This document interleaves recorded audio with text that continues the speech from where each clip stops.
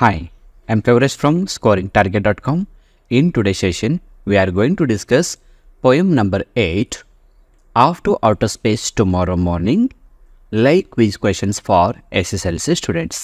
ಆತ್ಮೀಯ ವಿದ್ಯಾರ್ಥಿಗಳ ಇವತ್ತಿನ ತರಗತಿಯಲ್ಲಿ ನಾವು 10ನೇ ತರಗತಿ ವಿದ್ಯಾರ್ಥಿಗಳಿಗಾಗಿ 8ನೆಯ ಒಂದು poem after outer space tomorrow morning ಈ ಕವನದಿಂದ ಇಂಪಾರ್ಟೆಂಟ್ ಆದ ಮಲ್ಟಿಪಲ್ ಚಾಯ್ಸ್ ಕ್ವೆಶನ್ಗಳನ್ನು ಕ್ವಿಜ್ ರೂಪದಲ್ಲಿ ಆಡೋಣ. ನೀವು ನೇರವಾಗಿ ಲೈವ್ ಕ್ವಿಜಲ್ಲಿ ಪಾರ್ಟಿಸಿಪೇಟ್ ಮಾಡಬೇಕಂದ್ರೆ ಅದರ ಲಿಂಕನ್ನು ಕಾಮೆಂಟ್ ಬಾಕ್ಸ್ ಹಾಕಿರ್ತೀನಿ, ಅಲ್ಲಿ ಕ್ಲಿಕ್ ಮಾಡಿ ನೀವು ನೇರವಾಗಿ ನೀವು ಇಂಡಿವಿಜುವಲ್ ಆಗಿ ಪಾರ್ಟಿಸಿಪೇಟ್ ಮಾಡಬಹುದು. ಜೊತೆಗೆ ನಿಮ್ಮ ಸ್ಕೋರ್ ರಿಪೋರ್ಟನ್ನು ಕೂಡ ತಿಳ್ಕೊಬೋದು. ಈಗಾಗಲೇ SSLCಯ 8 ಪಾಠಗಳು 8 ಪದ್ಯಗಳು ಮತ್ತು ಸಪ್ಲಿಮೆಂಟರಿ ರೀಡಿಂಗ್ನ ಕ್ವಿಜ್ಗಳನ್ನು ಕೂಡ ಅಪ್ಲೋಡ್ ಮಾಡಿದ್ದೀನಿ. ಅವುಗಳ ಲಿಂಕನ್ನು ಕಾಮೆಂಟ್ ಬಾಕ್ಸ್ ಹಾಕಿರ್ತೀನಿ. ಸೊ ಒಂದೊಂದಾಗಿ ನೀವು ಕ್ವಿಝನ್ನು ಪ್ಲೇ ಮಾಡಿ ಲೈವಲ್ಲಿ ನಿಮ್ಮ ಸ್ಕೋರನ್ನು ನೋಡ್ಕೊಳ್ಳಿ. ನಿಮ್ಮ ಎಕ್ಸಾಮ್ಗೆ ತುಂಬ ಹೆಲ್ಪ್ ಆಗುತ್ತೆ. Okay, let start the quiz. So ಮೊದಲನೇ ಪ್ರಶ್ನೆ, with what feelings is the speaker flying out of the earth? So ಯಾವ ಒಂದು ಭಾವನೆಯೊಂದಿಗೆ ಕವಿ ಬಾಹ್ಯಾಕಾಶಕ್ಕೆ ಹೋಗ್ತಾ ಇದ್ದಾರೆ? Option A angry, B despair, C doubt about his return, D arrogance. So ಈ ಕ್ವಿಝನ್ನು ಸ್ಟಾರ್ಟ್ ಮಾಡಿದಾಗ ನಿಮಗೆ 10 ಸೆಕೆಂಡ್ಗಳ ಒಂದು ಟೈಮ್ ಇರುತ್ತೆ. 10 ಸೆಕೆಂಡಲ್ಲಿ ಸರಿಯಾದ ಉತ್ತರವನ್ನು ಕಾಮೆಂಟ್ ಬಾಕ್ಸಲ್ಲಿ ನೀವು ಟೈಪ್ ಮಾಡಬೇಕು.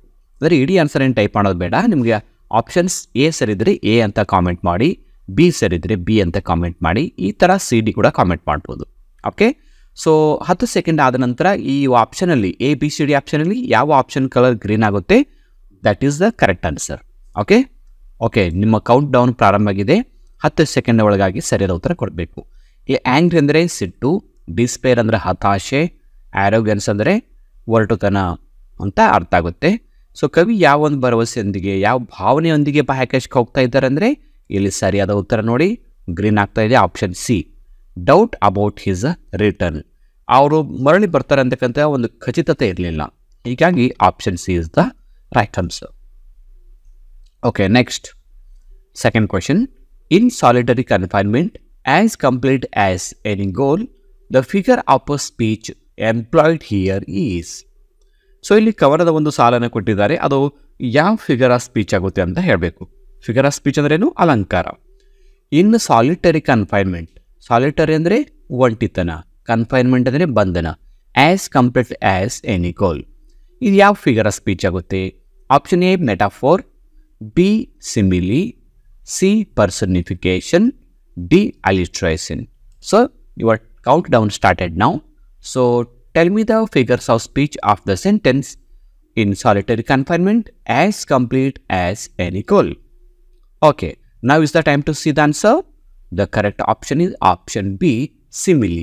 ಈ ವಾಕ್ಯದಲ್ಲಿ ಆ್ಯಸ್ ಅಂತಕ್ಕಂಥ ಪದಗಳು ಬಂದಿರೋದ್ರಿಂದ ಇದನ್ನು ನಾವು ಸಿಮಿಲಿ ಅಂತ ಹೇಳ್ಬೋದು. Move to the third question.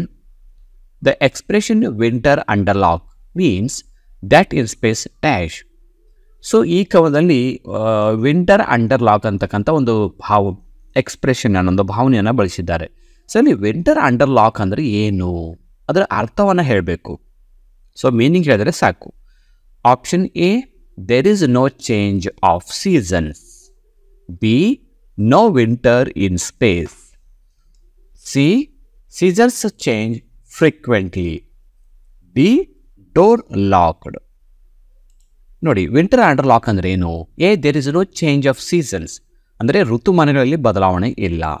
B, no winter in space ಬಾಹ್ಯಾಕಾಶದಲ್ಲಿ ಚಳಿಗಾಲ ಇರೋದಿಲ್ಲ. ಸಿ, ಸೀಸನ್ಸ್ ಚೇಂಜ್ ಫ್ರೀಕ್ವೆಂಟ್ಲಿ ಋತುಮಾನಗಳು ಆಗಾಗ ಬದಲಾಗುತ್ತವೆ. ಡೋರ್ ಲಾಕ್ ಆಗಿದೆ. ಇಲ್ಲಿ ಸರಿಯಾದ ಉತ್ತರ ಯಾವುದು? Option A, there is no change of seasons ಅಂದರೆ ಬಾಹ್ಯಾಕಾಶದಲ್ಲಿ ಯಾವುದೇ ಕಾರಣಕ್ಕೂ ಋತುಮಾನಗಳು ಬದಲಾವಣೆ ಆಗೋದಿಲ್ಲ. ಅದಕ್ಕೆ ವಿಂಟರ್ ಅಂಡರ್ ಲಾಕ್ ಅಂತ ಹೇಳ್ತಾರೆ. ಅಂದರೆ ಯಾವಾಗಲೂ ವಿಂಟರ್ ಮಾತ್ರ ಇರುತ್ತೆ, ಉಳಿದು ಯಾವುದೇ ಸೀಸನ್, ಬೇಸಿಗೆ ಕಾಲ ಮಳೆಗಾಲ ಇಲ್ಲ ಅಂತ ಅರ್ಥ. ಓಕೆ, 4ನೇ ಪ್ರಶ್ನೆ ನೋಡೋಣ.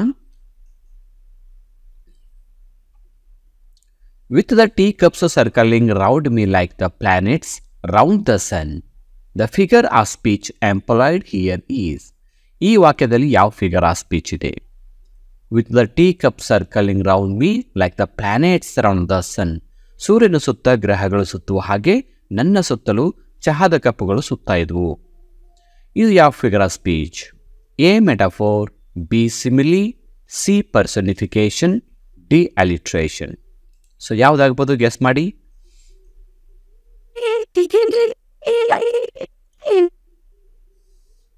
ಇಲ್ಲೊಂದು ಕ್ಲಿವ್ ಕೂಡ ಇದೆ, ಲೈಕ್ ಅಂತ ಒಂದು ವರ್ಡ್ ಇದೆ, ನೋಡ್ಕೋಬಹುದು.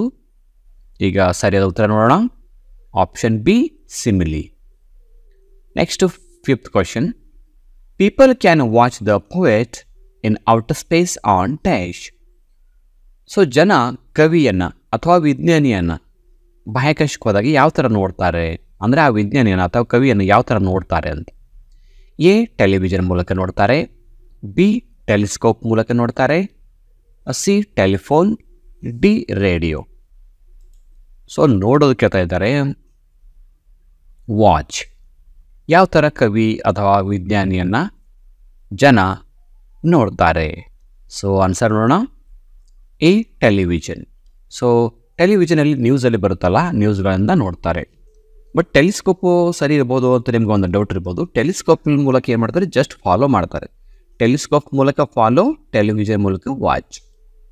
So next 6th question. Dash name was crossed from the telephone book. So telephone ಬುಕ್ನಿಂದ ಹೆಸರನ್ನು ಅಳಿಸಿ ಹಾಕಬೇಕು. ಯಾರ್ದು? A astronaut's friend. ಇಲ್ಲ, ಆಸ್ಟ್ರೋನಾಟ್ ಅಂದರೆ ಯಾರು? ಗಗನಯಾತ್ರಿ ಅಂತ ಅರ್ಥ, ಗಗನಯಾತ್ರಿಯ ಗೆಳೆಯ. ಬಿ ಆಸ್ಟ್ರೋನಾಟ್ಸ್, ಸಿ ಕೆಲಿಸ್ಬೋರೋಕ್, ಡಿ ಫ್ಯಾಮಿಲಿ ಮೆಂಬರ್. ಇಲ್ಲಿ ಆಪ್ಷನ್ ಬಿ ಏನಿದೆ ಆಸ್ಟ್ರೋನಾಟ್ಸ್, ಫಸ್ಟ್ ಆಫ್ ಪ್ಲೇಸ್ ಇಲ್ಲ, ಕೇವಲ ಆಸ್ಟ್ರೋನಾಟ್ ಅಷ್ಟೇ. ಸೊ ನೋಡಿ ಯಾವುದು ಸರಿಯಾದ ಉತ್ತರ. ಓಕೆ, ನಮಗೆ ಆನ್ಸರ್ ಹುಡ್ಕೋತಕ್ಕಂಥ ಸಮಯ. ಇಲ್ಲಿ ಸರಿಯಾದ ಉತ್ತರ ಆಪ್ಷನ್ ಬಿ ಆಸ್ಟ್ರೋನಾಟ್. 7ನೇ ಪ್ರಶ್ನೆ. There won't be any calendar, there won't be any clock, what does there refer to. ಇಲ್ಲಿ ನೋಡಿ, ಅಲ್ಲಿ ಯಾವುದೇ ಕ್ಯಾಲೆಂಡರ್ ಇರೋದಿಲ್ಲ, ಅಲ್ಲಿ ಯಾವುದೇ ಗಡಿಯಾರಗಳು ಇರೋದಿಲ್ಲ. ಅಲ್ಲಿ ದೇರ್, ಅಲ್ಲಿ ಅಂದರೆ ಯಾವುದು, ಎಲ್ಲಿ ಅಂತ ಅರ್ಥ. ಎಲ್ಲಿ? Option A sky, B outer space, C earth, D laboratory. So ಅಲ್ಲಿ ಗಡಿಯಾರ, ಅಲ್ಲಿ ಕ್ಯಾಲೆಂಡರ್ ಇರೋದಿಲ್ಲ, ಅಲ್ಲಿ ಅಂದರೆ ಎಲ್ಲಿ ಅಂತ ಪ್ರಶ್ನೆ ಇದೆ. ಸೊ ತುಂಬ ಈಸಿಯಾದ ಪ್ರಶ್ನೆ, ಸ್ವಲ್ಪ ಕನ್ಫ್ಯೂಸ್ ಆಗ್ಬೋದು. ಎ ಮತ್ತು ಬಿ ಅಲ್ಲಿ ನಿಮಗೆ ಕನ್ಫ್ಯೂಸ್ ಆಗ್ಬೋದು. ಸೊ ಕೇರ್ಫುಲ್ಲಾಗಿ ನೋಡ್ಕೊಳ್ಳಿ. ಸರಿಯಾದ ಉತ್ತರ option B outer space. Outer space ಅಂದರೆ ಬಾಹ್ಯಾಕಾಶ. 8ನೇ ಪ್ರಶ್ನೆ. The distance between the earth and the space as mentioned in the poem is dash. ಈ ಕವನದ ಪ್ರಕಾರ ಭೂಮಿ ಮತ್ತು ಬಾಹ್ಯಾಕಾಶದ ಮಧ್ಯೆ ಇರ್ತಕ್ಕಂಥ ಒಂದು ಅಂತರ ಎಷ್ಟು, ಡಿಸ್ಟೆನ್ಸ್ ಎಷ್ಟು ಭೂಮಿಗೆ ಮತ್ತು ಬಾಹ್ಯಾಕಾಶಕ್ಕೆ? A 100 light years, B 3000 light years, C 2000 light years, D 200 light years. So countdown ಪ್ರಾರಂಭ ಆಗಿದೆ. ಇಲ್ಲಿ ಲೈಟ್ ಇಯರ್ಸ್ ಅಂದರೆ ಏನು? ಜ್ಯೋತಿರ್ವರ್ಷ ಅಂತ ಅರ್ಥ. ಸೊ ಬೆಳಕಿನ ವೇಗವನ್ನು ಜ್ಯೋತಿರ್ವರ್ಷ, ಲೈಟ್ ಇಯರಲ್ಲಿ ಹೇಳ್ತೀವಿ. ಸೊ ಆ ಭೂಮಿಗೆ ಮತ್ತು ಬಾಹ್ಯಾಕಾಶಕ್ಕೆ ಇರುವ ಅಂತರ ಎಷ್ಟು ಅಂತ ಪ್ರಶ್ನೆ ಇದೆ. ಈಗ ಸರಿಯಾದ ಉತ್ತರ ನೋಡೋಣ. Option C 2000 light years.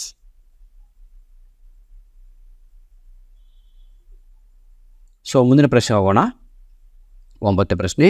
I will doze when I am sleepy and wake without a knock, where would the speaker experience this? I will doze. Doze ಅಂದ್ರೇನು? ಮಲ್ಕೊಳ್ಳೋದು. ವೆನ್ ಐ ಆಮ್ ಸ್ಲೀಪಿ, ನನಗೆ ಯಾವಾಗ ನಿದ್ರೆ ಬಂದಾಗ ಆಗುತ್ತೋ ಆವಾಗ ನಾನು ಮಲಗ್ತೀನಿ. And wake without a knock, ನನಗೆ ಯಾರೋ ಎಬ್ಬಸದೆ ನಾನಾಗಲೇ ಹೇಳ್ತೀನಿ. ನಿದ್ದೆ ಬಂದಾಗ ಮಲ್ಕೋತೀನಿ, ಯಾರು ಎಬ್ಬಸದೆ ಹೇಳ್ತೀನಿ. ಸೊ ಈ ಥರದ ಭಾವನೆ, ಈ ಥರದ ಒಂದು ಫೀಲಿಂಗ್, ಎಕ್ಸ್ಪೀರಿಯನ್ಸ್ ಕವಿಗೆ ಅಥವಾ ವಿಜ್ಞಾನಿಗೆ ಎಲ್ಲಾಯಿತು?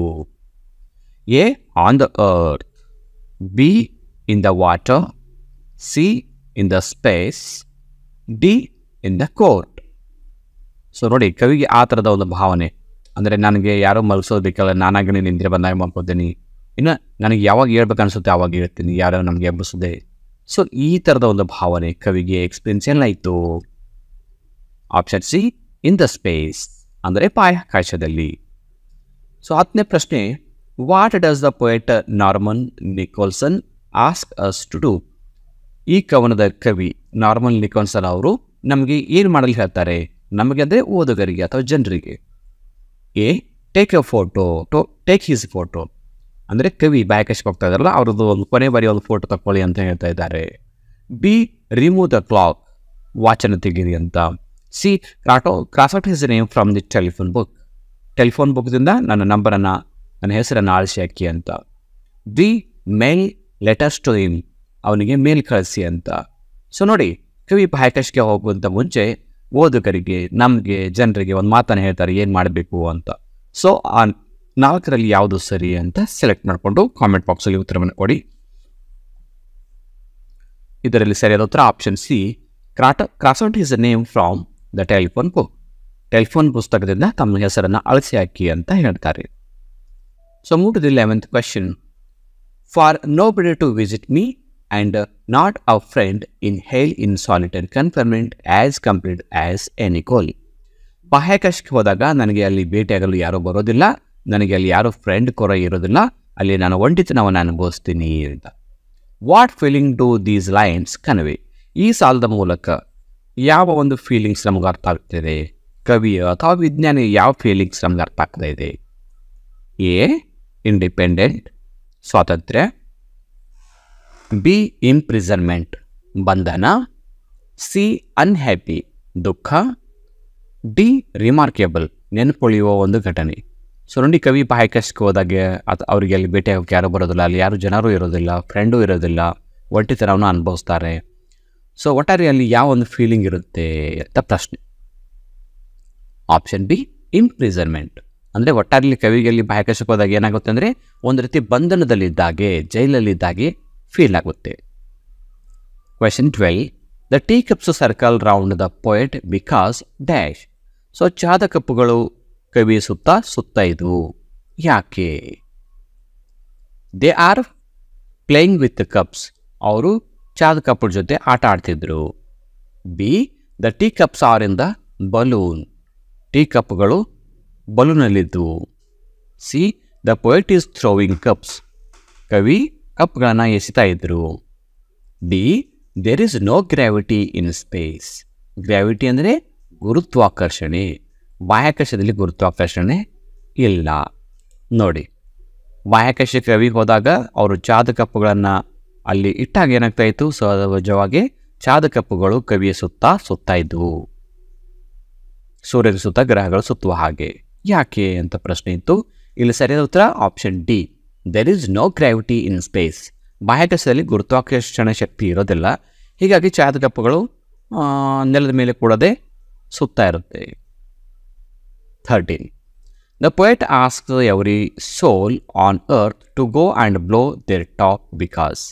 ಸೊ ಕವಿ ತಾವು ಬಾಹ್ಯಾಕಾಶಕ್ಕೆ ಹೋದಾಗ ಜನರು ತಮ್ಮ ಬಗ್ಗೆ ಮಾತಾಡೋದ್ರ ಕುರಿತು ಏನು ಹೇಳ್ತಾರೆ? A he is in the space. B he doesn't care about any one. C anybody can reach him. C the capsule door is sealed. ನೋಡಿ, ಕವಿ ಬಾಹ್ಯಾಕಾಶಕ್ಕೆ ಅಥವಾ ವಿಜ್ಞಾನಿ ಬಾಹ್ಯಾಕಾಶಕ್ಕೆ ತಲುಪಿದಾಗ ಸಹಜವಾಗಿ ನಮಗೆ ಜನರಿಗೆ ಏನಾಗುತ್ತೆ, ನಮ್ಗೆ ಅಲ್ಲಿ ಹೋಗೋಕ್ಕಾಗಲಿಲ್ಲ ಅಂತಕ್ಕಂಥ ಒಂದು ಜಿಗುಪ್ಸೆ ಇರುತ್ತೆ. ಅದರ ಬಗ್ಗೆ ಕವಿ ಏನು ಹೇಳ್ತಾರೆ ಅಂತ ಒಂದು ಪ್ರಶ್ನೆ ಇತ್ತು.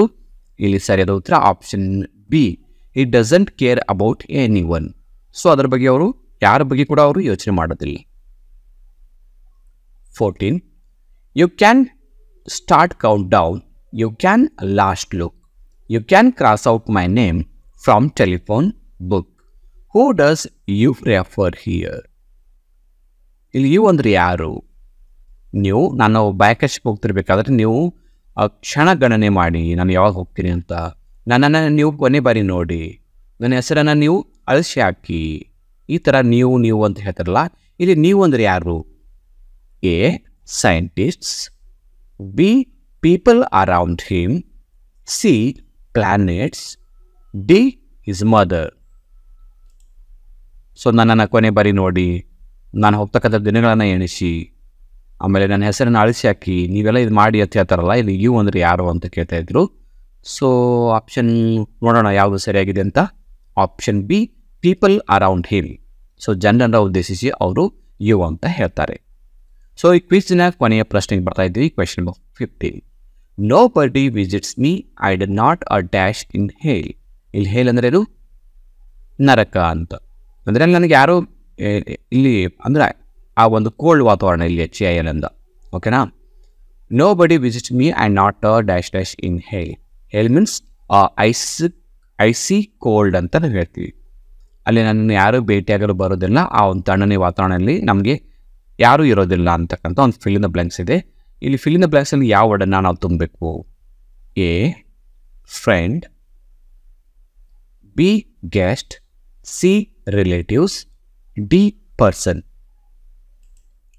ಸೊ ಕವಿ ಬಾಹ್ಯಾಕಾಶಕ್ಕೆ ಹೋದಾಗ ಅಲ್ಲಿ ಯಾರೂ ಭೇಟಿಯಾಗಿ ಬರೋದಿಲ್ಲ ಮತ್ತು ಆ ತಣ್ಣನೆ ಕೊರೆಯುವ ಚಳಿಯಲ್ಲಿ ಅವ್ರ ಜೊತೆ ಯಾರು ಇರೋದಿಲ್ಲ ಅಂತ ನಾವೀಗ ಉತ್ತರವನ್ನು ನೋಡ್ಕೊಂಬರೋಣ. Option A friend, not a friend in hell. ಅಲ್ಲಿ ಯಾರು ಭೇಟಿಯಾಗಲು ಬರೋದಿಲ್ಲ, ಅಲ್ಲಿ ಗೆಳೆಯರು ಕೂಡ ಇರೋದಿಲ್ಲ ಅಂತ. ಸೊ ಈಗಾಗಲೇ SSLCಯ ಎಲ್ಲ ಪಾಠಗಳು, ಪದ್ಯಗಳು, ಸಪ್ಲಿಮೆಂಟರಿ ರೀಡಿಂಗ್ ಸಂಬಂಧಪಟ್ಟಂತೆ ಲೈವ್ ಕ್ವಿಜ್ಗಳನ್ನು ಮಾಡಿದ್ದೀನಿ. ಆ ಕ್ವಿಜ್ ಲಿಂಕ್ ಕಾಮೆಂಟ್ ಬಾಕ್ಸ್ ಇರುತ್ತೆ, ಪ್ಲೇ ಮಾಡಿ ನಿಮ್ಮ ಸ್ಕೋರ್ ಕಾರ್ಡನ್ನು ನೋಡ್ಕೊಳ್ಳಿ ಅಂತ ಹೇಳ್ತಾ ಇವತ್ತಿನ ಕ್ಲಾಸಲ್ಲಿ ಇಲ್ಲಿಗೆ ಮುಗಿಸ್ತಾ ಇದ್ದೀನಿ. So thank you all for watching the video. If you like the video, subscribe to our channel to get more videos. Thank you all.